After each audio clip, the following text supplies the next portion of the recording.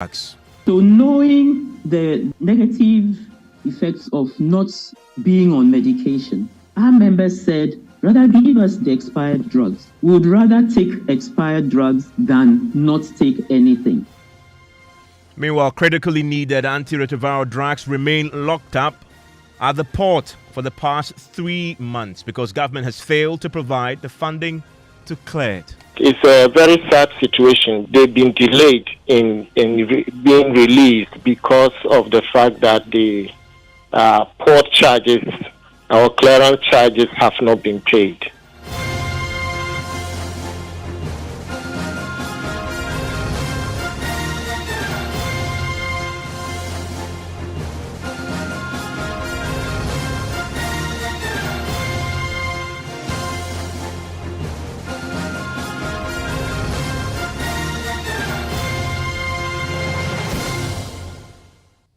And Top Story is always brought to you by Vodafone. Tonight, pressure is mounting on government over what the minority in parliament is calling a national health emergency.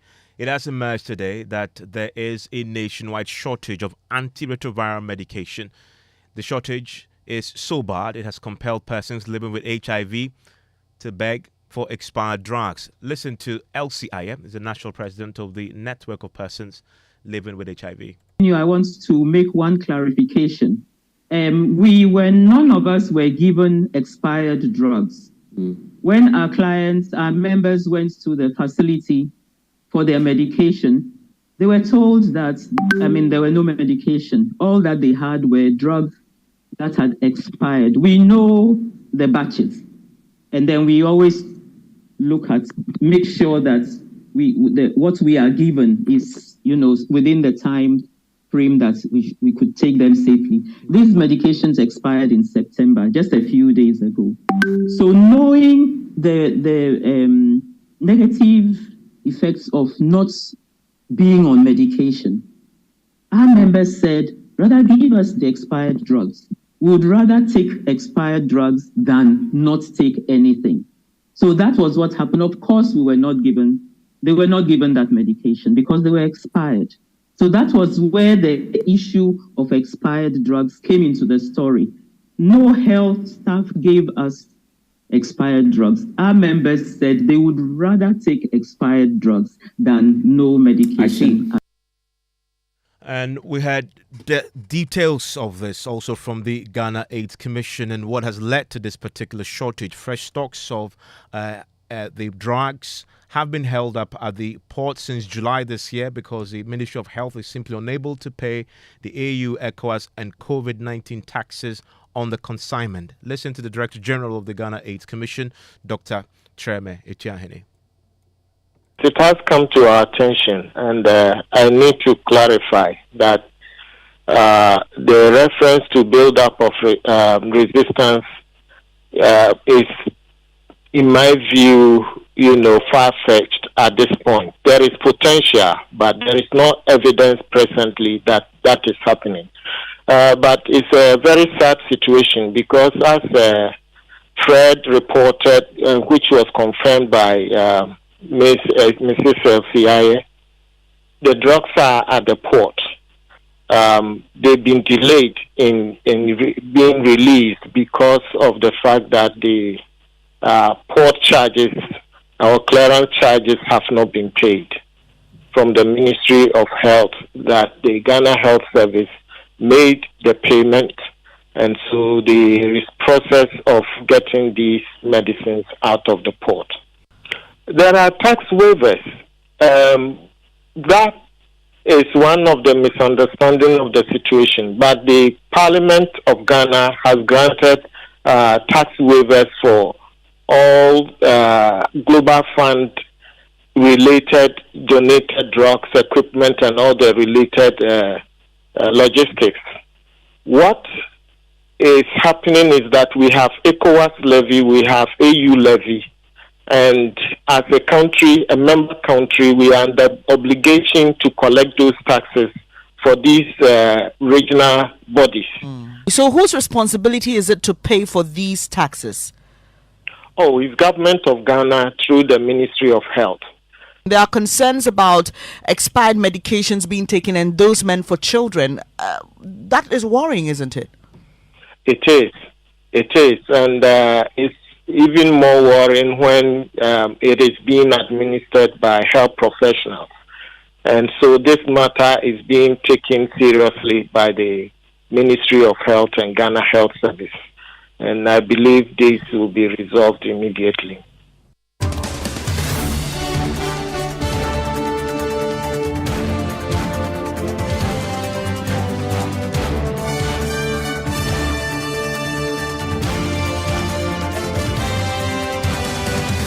We'll talk to the Ghana AIDS Commission pretty shortly. The minority tonight has a statement out on this, so bring that to you also. But now let's speak to the national president of the Network of Persons Living with HIV.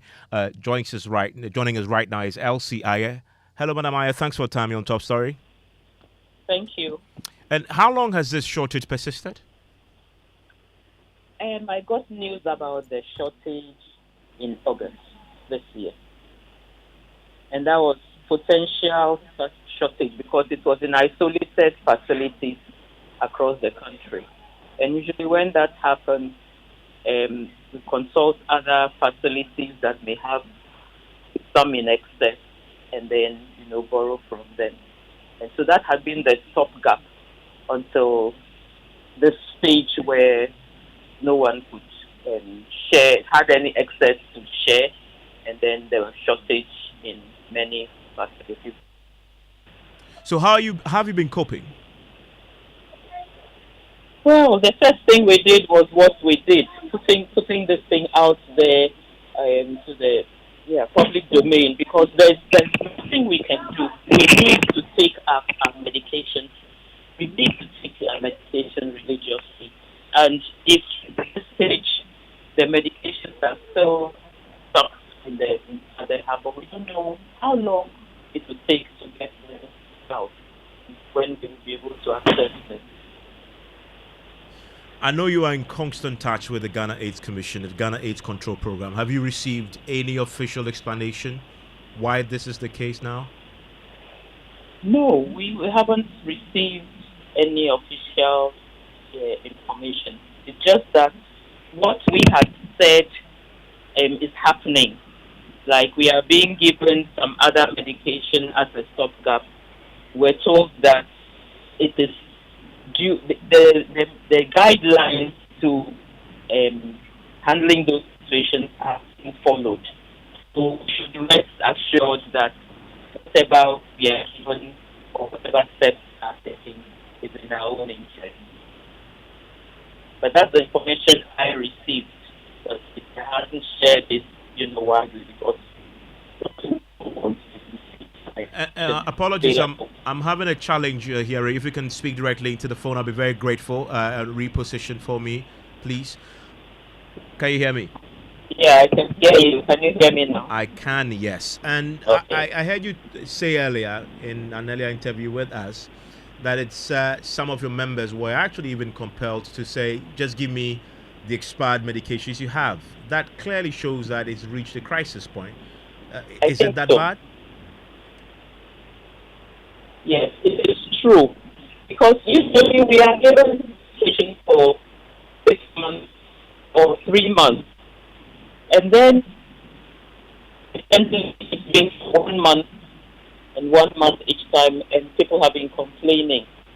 Workers who have to ask permission to go to their facilities monthly, and then to get there and to be told they are fit to have any medication.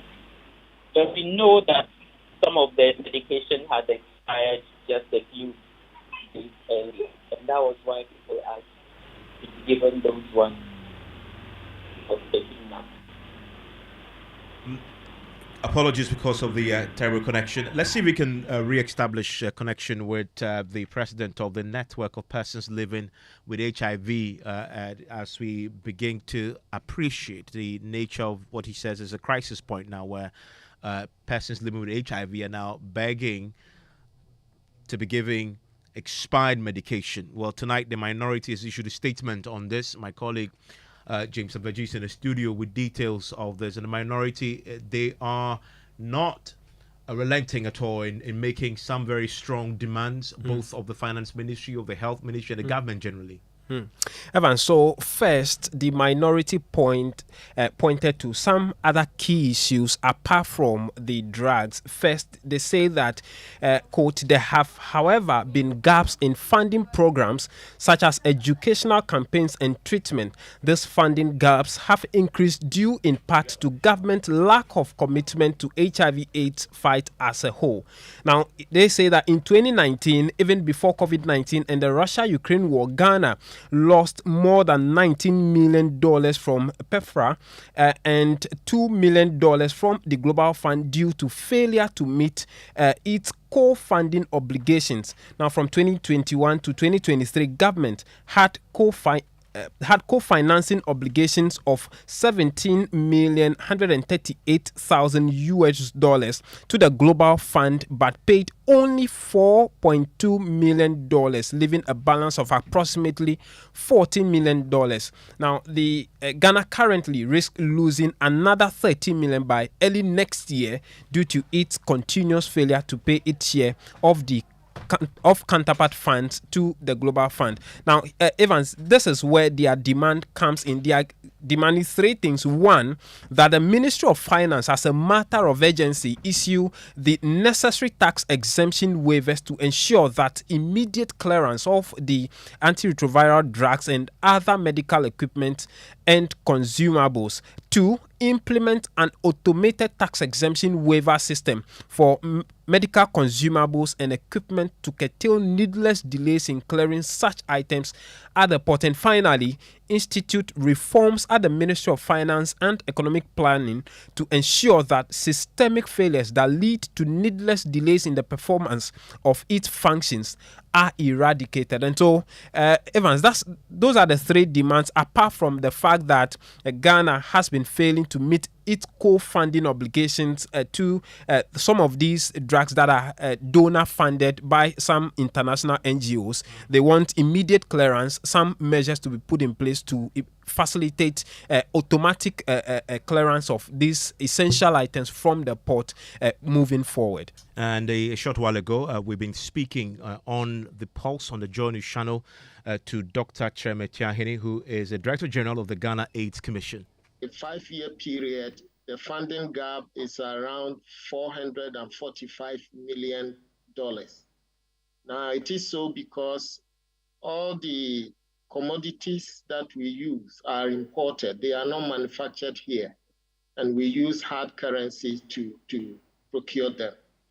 And so our donors have been providing these medicines with the expectation that government will supplement procurement of these medicines so that we can have adequate medicines for the people living with HIV. But unfortunately, that hasn't happened. And so considering the funding gap, it means we also have supply gaps when it comes to HIV commodities. Okay, here's what I want us to do. Let's do a recap of the concerns being raised by persons living with HIV. We have excerpts of, what it is that they are concerned on the screens right now, pointing out some of the key concerns they are raising. They are equally pointing out that there's complete shortage of life-saving medication, and now we have, some persons living with HIV taking drugs that are even meant for children, and some are even going to the extent of using expired medication. Here's what we'll do. Elsie is the national president of the network of persons living with HIV. She's also on with us. Elsie, just give us a sense of what your concerns are. Then we can hear from Dr. Tiahini on what the way forward should be, and probably explain. And that's the Director General of the Ghana AIDS Commission speaking a short while ago on the Pulse on the Joy News channel about this major subject that has also emerged tonight as far as the health sector is concerned. And Elsie joins us on radio right now. Again, her connection to us was terrible. And Elsie, can you hear me? Yes, I can hear you. Can you hear me too? I can hear you clearly. And we've just been hearing that on television that you've also been indicating that they, beyond some of your members asking for the expired drugs, the antiretroviral drugs meant for children are now also being given to adults? Yes, as a stopgap, because we should not stop taking our medication. And then when the adult regimen was in short supply, what could be done was that the children's regimen, which is at a lower strength than what we take, is what was supplied. And people also accepted it because they needed to be on this life-saving medication. And our information also the assurance we also received was that such steps that are taken are still in line with the guidelines for giving medication. So whatever steps that was taken was in the interest of the persons living with HIV, keep remaining on the medication. Elsie, please stay with me. I have an update on what government is doing tonight to try and get the antiretroviral drugs stuck at the port for the last 3 months cleared. James Avaji is back. James, you've been working your sources and speaking to the management of the Ghana Health Service. What have they said about this? Yes, Evan. So they have confirmed that, yes, this matter has come to their attention and that they have initiated processes which would mean that they are actually paying the taxes on these drugs. And so the assurance they give us is that by Wednesday of next week, this drugs should be cleared from the port and sent to the various health centers for distribution. Okay, joining us also tonight is the ranking member on the Health Committee in Parliament. He also speaks for the Minority on Health, Kwabena Kando. They have a statement out tonight. Mr. Kando, thanks for your time here on Top Story. Evans, you're welcome. We've just been hearing what the Ghana Health Service is saying, that everything will be done for the drugs to be cleared by Wednesday. Does it address your concern? One of your demands was for the drugs to be cleared immediately. Partially, but Evans, why must we even get here in the first place? Why must we even get here? It's quite unconscionable. I don't even get it that another country, your donor partner, brings you, drugs for free. Then it gets to your country, it gets stuck at the port. Why? Because there are taxes on it. And it stays at the port from July till now. From July till now, to create needless shortages in the system. Why must we get here? Can't we have an automated form of tax exemption at the various places where immediately it comes, it's automatically cleared? Can't we have this day and age? And you see, even the issues are even dire more than what you know. I can tell you on authority that if you go to the Ghana AIDS Commission, they don't even know the last time they even had releases from government. As far back in 2019, and we lost more than $21 million PEPFAR and the Global Fund, because we were supposed to show commitment. Ghana government was supposed to pay counterpart funding, and government couldn't pay, even before COVID-Ukraine war. And we lost that money. Today, as I speak to you now, we are still owing. And that if we are not careful, early next year, we are going to lose about $13 million. Come and take money free of charge. We are giving it to you, grant. But just show commitment and then take the money. We are where we are at the moment. They don't even have money for education and treatment. I don't know what is happening to this government. Insensitive. Completely insensitive to the plight of the people in the country. And these are crucial diseases that if we fail to do something urgently about it, it is going to, spike the spread of the virus in the country. It will mean that all the gains we have chalked all this while will be eroded. Why must we sit till we get here for people to talk about it? Why? Not why. Isn't it a reflection of our current economic circumstances? That is why I cited 2019. Was it COVID? Was it Ukraine? Ukraine-Russian war? 2019. We lost 21 million US dollars, even at the time. And it's a matter of priority. Is government not running, irrespective of the challenges we are going through? Are we not spending on needless things? Are we not digging a hole, calling it a cathedral? Are we not doing it? Are people not starting money under their bed and what have you?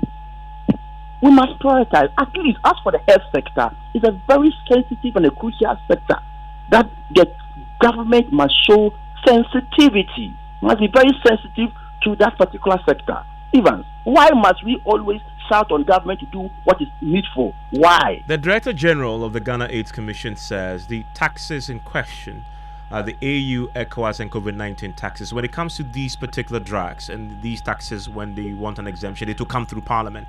Do you know if Parliament granted exemptions for these also? No, that is not correct.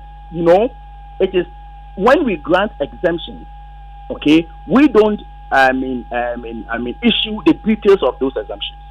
Exemptions are released from the Ministry of Finance, then to the customs and the onwards for the onwards clearance of those items. So where it is now, it doesn't need to come to Parliament. In any case, even if it needs to come to Parliament, even if, and that is not the case anyway, what were they doing all this while when it takes some time for the drugs to even travel on the sea before it gets to its destination, and it has been at the port since July? What were they doing? The government is just insensitive, and people are even doing out-of-pocket payment for the services for AIDS. Treatment that are supposed to be free. Even, are you not sad? Elsie is still with me, and she's the president of the Association of People Living with the Network of Persons Living with HIV. Elsie, the desperate plea for expired drugs obviously wasn't heeded to by the medical professionals, and you say thankfully that was the case.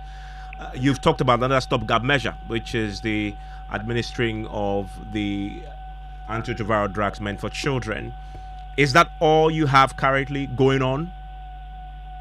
That's all the information I have received across the country from our members. So in the absence of those drugs that the adults are taking, originally meant for children, they have no other means of getting the drugs currently? No. In other words, they are going without the antiretrovirals? That is what we don't want to happen. But then people have also reported that they had been off their antiretrovirals for some number of months. Can you imagine? Evans, can you imagine? Have you been in touch Hello? with the... yes, please, Mr. Kano, stay with me. Mr. Kano, just a second, just to understand. Have you had any interaction with the Ghana AIDS Commission, the control program at all? Yes, immediately I heard about the shortage. The first point of contact was the program manager of the National AIDS Control Program. And what did they say to you? At that time, the issue was still the issue of the tax waivers. And they said they were doing all they can to ensure that things get better at that point in time. I mean, we didn't have time. We didn't have time at our disposal. People needed their medications. People had gone to the facilities and they didn't get their medication, and that was what was crucial for us, because we dare not take a medication pill. And how long ago was this, since this conversation with the... 2 days ago. 2 days ago. 2 days ago. Okay. Yes, Mr. Kando? Evans, aren't you shocked that after all these gains, that at a point in time, because of the stigma, people were not even coming forward for the drugs? There we get to a point where people are willing to come for the drugs to suppress the viral load. And now, because of needless and recklessness by the government, people are now going off the medication. People are now going off the medication. It's a national emergency. Do we even need to spend more than 2 or 3 days on this matter to wait until Wednesday? What can government do within 1 day or 2 days? What is not possible within 1 day or 2 days? It's a national emergency. And we don't have the luxury of time to even wait. Don't they know that? Don't they feel it? Can't they? This is common sense. What can government do even on weekends? Tell me what government cannot do? They should expedite action on it for us to clear it and then have a system in place where you don't need to go through a long bureaucracy before you be able to clear this. Somebody has given the thing to you free of charge from his country. It gets to your country and it spends more than 2-3 months at your own port, and your people are suffering. It doesn't make sense. It is only under Nana-Addo and Bawumia government that this can happen. It can happen in any part of this world. Governor Mita Kando, thank you very much. And he is the minority spokesperson on health, and they have a statement out tonight asking the government to act swiftly on the matter. You've heard earlier from the national president of the Network of Persons Living with HIV, LCI. Are you affected? 055-11-11997. Let's continue the conversation on our many social media platforms.